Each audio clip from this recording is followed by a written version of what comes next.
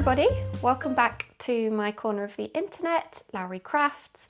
My name is Lowry and today I have just got a regular podcast episode for you. I've got quite a few updates. I'm going to try and make this a little bit quicker than it was the first time I recorded it. I have recorded this twice because, as you will see, I have a microphone now, which is very exciting. But when I sat down to record this the first time, I set everything up and I'd kind of checked my settings and things and I was happy with them. And I recorded the whole video and I recorded for probably about 45 minutes. Got to the end, turned the camera off, realised I'd not turned the microphone or the receiver on, so there was no sound. It was just me like rabbiting on to absolutely no one. No one could hear anything, which was mildly devastating, but was going to happen at some point. I've just been lucky so far.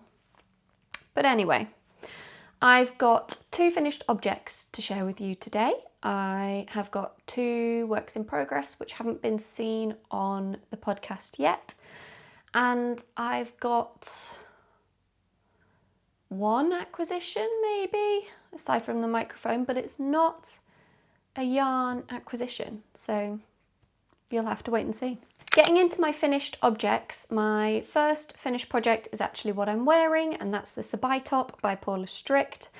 I've talked about this on the podcast already, and last time I showed it, I think I just had a bit of body length to finish off, so to be honest, there's not a huge amount of change. But I just thought I'd give you my thoughts on the project and the yarn. The yarn is Sandnes Garn Lina in their colour light green. It's a really lovely kind of cool leaning sage green. I really love it. It goes with lots of my clothes. Very happy with it. I've been using a lot of Sandnes Lina this summer, and it's really kind of holding up well. I really like that you can put it in the washing machine. I don't really want summer tops that I can't wash in the washing machine. I'll do the knitting experience first. The knitting experience was really positive. I really enjoyed it. This pattern's really easy to knit because you start at the top and you work your way down, and there's no kind of extra finishings. They're all sort of built in as you go, so you don't have to then pick up afterwards and kind of go back and finish the armholes or anything like that. I love the shape of the neck. I love the ribbing along the neck. I think that's a very thoughtful detail. I love the slip stitches down the armholes, which kind of tidy everything up and mean that you don't have to kind of pick anything back up. I like that it's a really quick project that doesn't take up much yarn. I think I used 3.5 balls for my size, and I knitted the second size in the pattern. Which gave me a little bit more positive ease. That's kind of the fit that I was going for this time. I really enjoyed the knitting process. I am fairly confident I will knit it again. I will probably knit the second version, which doesn't have the ribbing here. I think what I will do to stop this edge rolling too much is probably go down like half a needle size when I cast on, just so it keeps this a little bit tighter. This is my plan anyway. The one thing I do have to say about this pattern to just kind of be mindful for if you are thinking about knitting it is the depth of the armholes. Now I know like everyone on the internet who's made this pattern has probably said this. It's kind of, you know, a known thing, I guess, but when people say the armholes are quite deep, they're really quite deep. I took 4 rows off the length of this top bit on the front and the back. And I reduced my increase rows by 1 row for the increasing for the armhole down here. And it'll still, I'll see if I can show you. If you can see there, that's millimeters away from my bra strap. So it's still really kind of dangerously close to being not work appropriate for me. It is, and I'm glad it is. But it's just something to kind of bear in mind if this is something you want to knit, and when I knit it again in the future I will take even more length off. And I might actually go down a size and knit the first size, which would give me much more of like a neutral ease fit, but I think it'd be nice to have this pattern in 2 different fits. It would just make them a little bit different.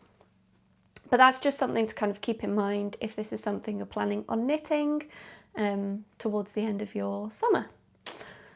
My next finished object is a Sophie Scarf. Yay! I'm not going to talk about this too much because every man and his dog has made one of these. And I don't have anything new or exciting to add to the conversation, to be honest. This was my travel knitting project while I was off on trains or places where I couldn't take really large knitting projects with me.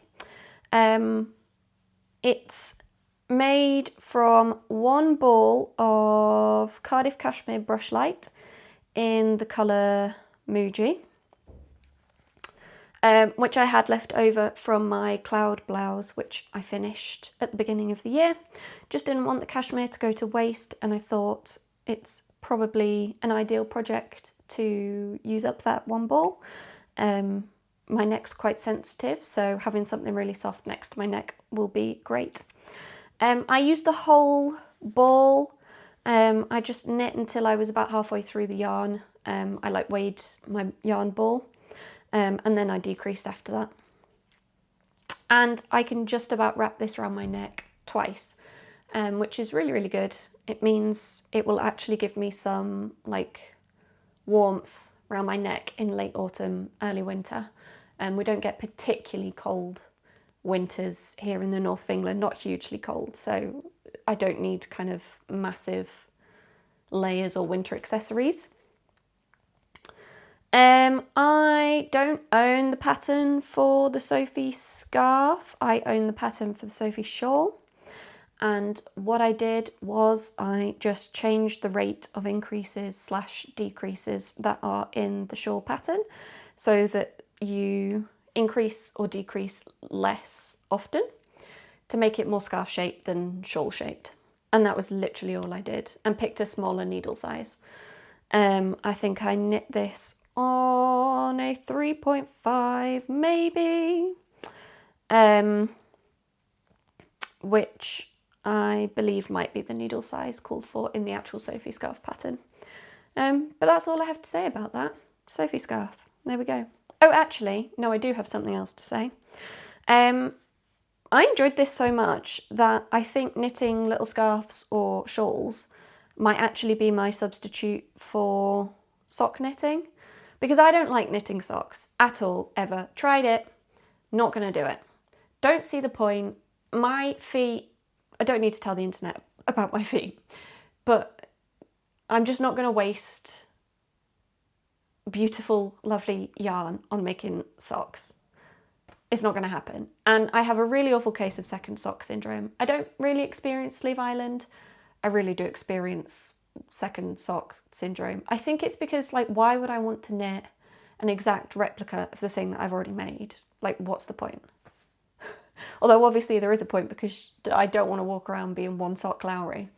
But anyway, maybe shawls are the thing. I've already got some other yarn, some yellow leftover Falklands Mercy from my Cumulus blouse that I think I could make a little scarf / shawlette out of. So maybe this is my way forward with kind of travel projects. There you go. In terms of whips, I have 2 works in progress that haven't been seen on the podcast before. I'll start with the one that is not an unexpected cast on. This is... oh, let's see if I can...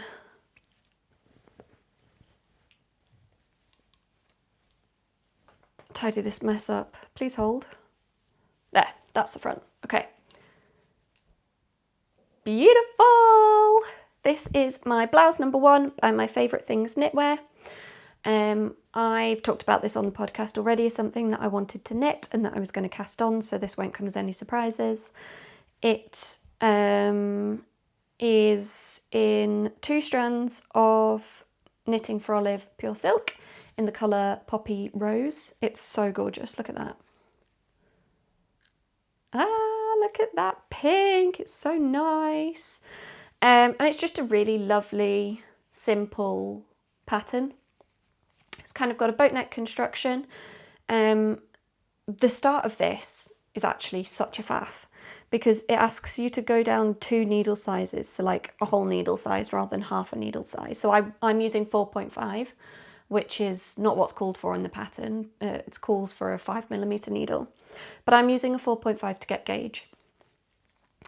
And in the pattern it asks you to go down like essentially a whole needle size, so I had to go down to a 3.5, which was quite a faff, but actually so worth it because this neckline is now really neat, which is fantastic and is exactly why I'm going to do it on the Sabai top when I knit that again.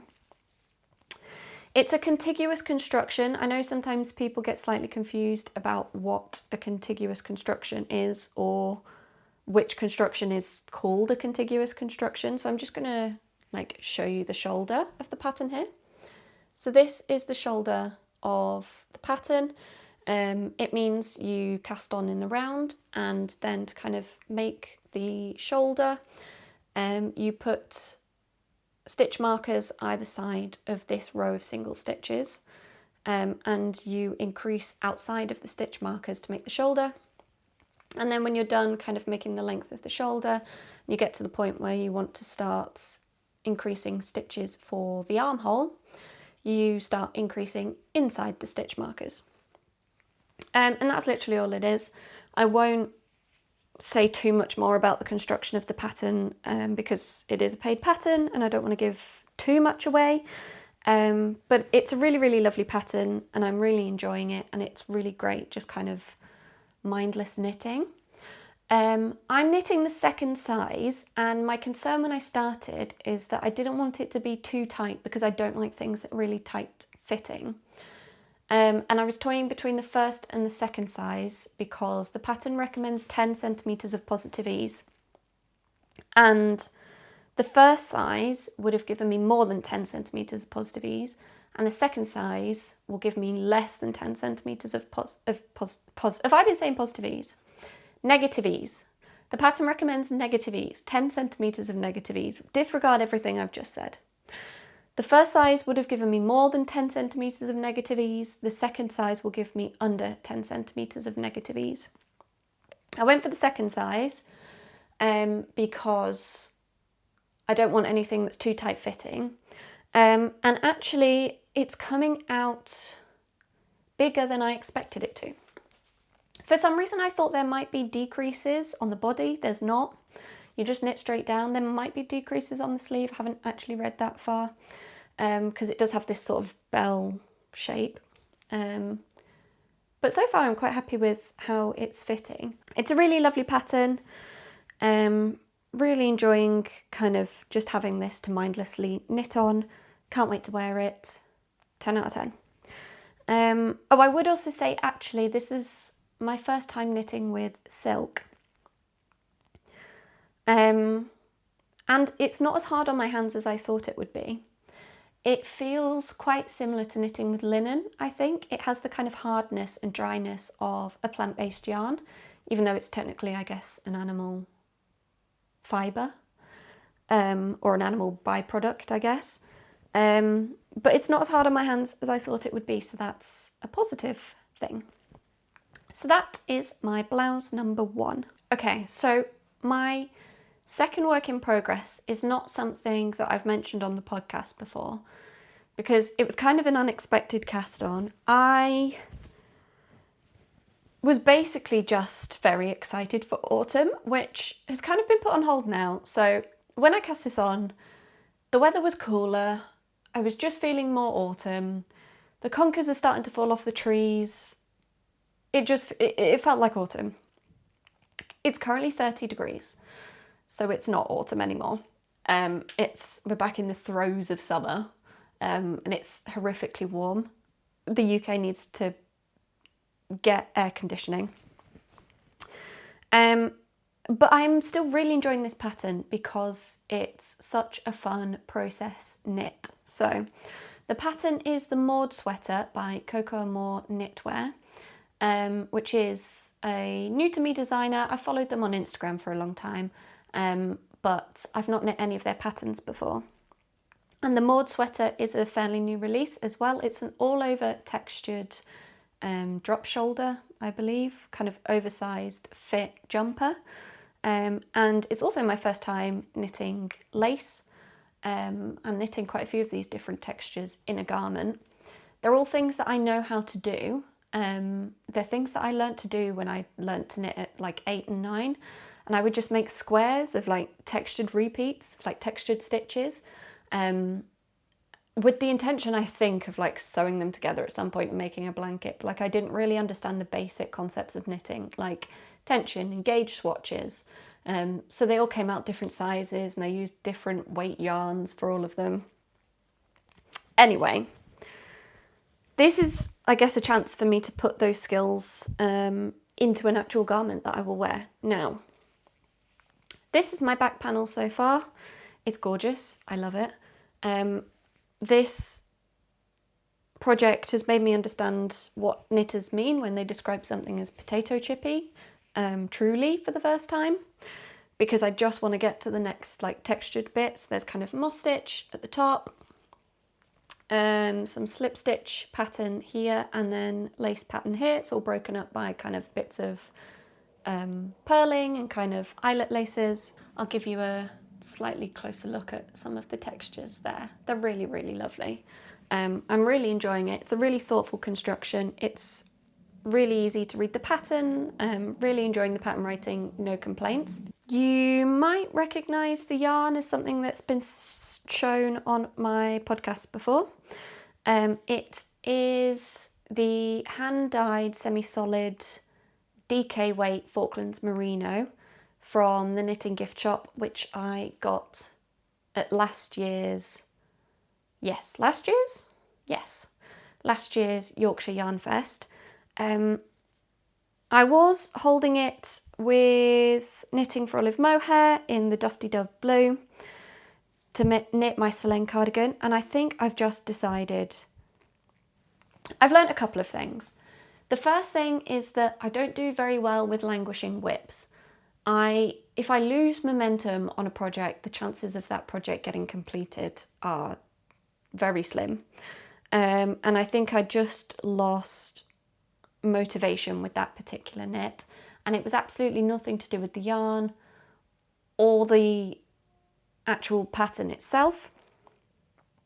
However, I think I've also decided that I'm not a huge fan of mohair, even though I don't feel like the Knitting for Olive mohair is particularly itchy for me, and I am very sensitive, so I've tried other mohairs previously that absolutely have not worked for me. And this one seems to be okay for my skin, but I think I've just decided that I'm not a huge fan of that fluffy expression that mohair gives. And I know that might offend some people on the internet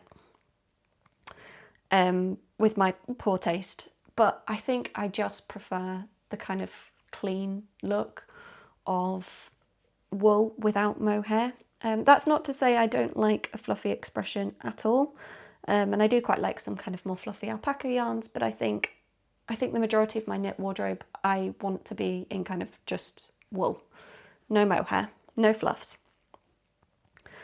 So I'm slowly unravelling that project. I'm going to put the wool into this. I'm much more enthusiastic about this project. I saw the designer's maybe second sample, which is knit with this kind of pink variegated yarn, and it's gorgeous. And I really loved the kind of variegation throughout that all over textured project, which is not initially something I thought would be a good use for a variegated yarn, but actually looks fantastic. This yarn is much less variegated, but it does have some variegation in it. And I just thought it would be really great for this, and I was correct. I can't wait to wear it. I can't wait to do the next bit. I'm just at the point now where I can pick up for the front along both sleeves, these things, shoulders, not sleeves. But yeah, I'm just really, really enjoying it, and it's a nice balance like in contrast to my blouse number 1, which is very mindless in the round stockinette knitting. This is like back and forth texture at the moment, but it's actually really easy to do in case anyone is kind of looking for a textured pattern as a kind of my first textured knit. Obviously I can't speak for the whole of the pattern, but from what I can see, there's nothing particularly complicated in it. If you can do decreases for sleeves, if you can do yarn overs for buttonholes maybe, then you can knit lace. That's the most complicated thing in the pattern. That's literally it. Everything else seems to be, as far as I can tell, combinations of knits and purl stitches. I don't think there's any cables in this. Cables are easy anyway. You'll be fine. You should give it a go. But this is my final whip at the moment. My one acquisition is not strictly knitting related, however, it's kind of parallel, okay? I know a lot of knitters on the internet also sew or like to sew, and over the last year maybe, I have been really interested in learning to sew and learning to sew my own clothes. I mentioned to my granddad when I was visiting him that I wanted to learn to sew but didn't have access to a sewing machine, and he said, oh, I've got your grandma or your great-grandma, we can't work out who it belonged to, but I've got your grandma's old sewing machine in the attic, have it. So now I have a sewing machine. It's not huge, it's not brand new, it is a Viking 5710, should have checked, but can't find the instruction manual. I do have the sewing machine in its case. I have the instruction manual, my granddad kept that for some reason. It's from like the 1980s, which is hilarious. I don't know if it works yet. It comes with a pedal. Haven't checked if that works. Pretty sure it's a pedal. This is the problem. I need help. Number one, I know nothing about the anatomy of a sewing machine. Don't know how they work. Don't know what it's meant to have. I can hear that there's a drawer because I can hear that there's things in a drawer somewhere. Don't know where the drawer is. I'll find it eventually. I would love to, in the kind of middle distance, in the middle term, be able to use this sewing machine, if it works, to sew the lining of a bag. There's a couple of PetiteKnit bags that I'd really love to knit. The Juno bag, is that the most recent release? That looks gorgeous. Would love to knit that. Would love to be able to sew it a lining with this sewing machine.